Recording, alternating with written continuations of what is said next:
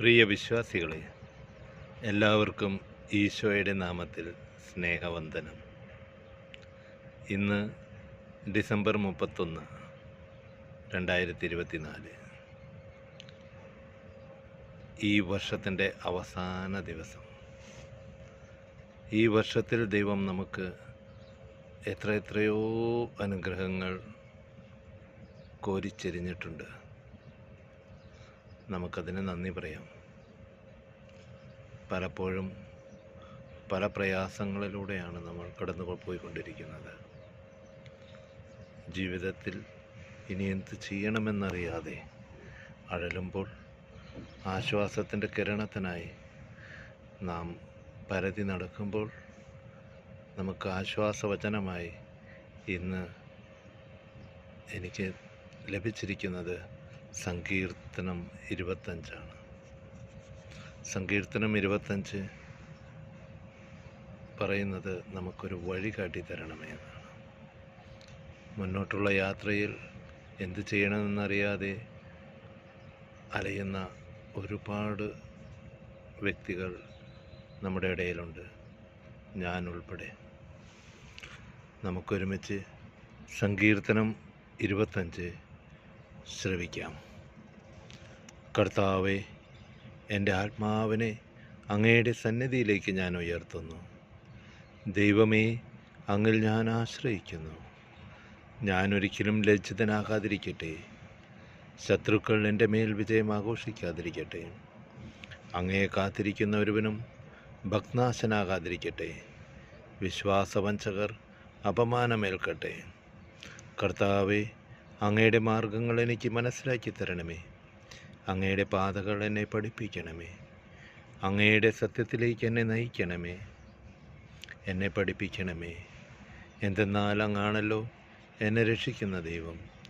അങ്ങേക്ക് വേണ്ടി ദിവസം മുഴുവൻ ഞാൻ കാത്തിരിക്കുന്നു. കർത്താവെ, പണ്ട് മുതലേ അങ്ങ് ഞങ്ങളോട് കാണിച്ച അങ്ങയുടെ കാരുണ്യവും വിശ്വസ്തതയും അനുസ്മരിക്കണമേ.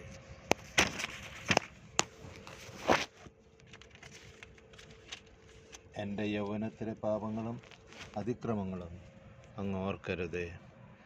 കർത്താവെ, അങ്ങയുടെ അചഞ്ചല സ്നേഹത്തിനനുസൃതമായി കാരുണ്യപൂർവ്വം എന്നെ അനുസ്മരിക്കണമേ. കർത്താവ് നല്ലവനും നീതിമാനുമാണ്. പാപികൾക്ക് അവിടുന്ന് വഴി കാട്ടുന്നു. എളിയവരെ അവിടുന്ന് നീതിമാർഗത്തിൽ നയിക്കുന്നു. വിനീതരെ തൻ്റെ വഴി പഠിപ്പിക്കുന്നു. കർത്താവിൻ്റെ ഉടമ്പടിയും പ്രമാണങ്ങളും പാലിക്കുന്നവർക്ക് അവിടുത്തെ വഴികൾ സത്യവും സ്നേഹവുമാണ്. കർത്താവെ, അങ്ങയുടെ നാമത്തെ പ്രതി എൻ്റെ നിരവധിയായ പാപങ്ങൾ ക്ഷമിക്കണമേ.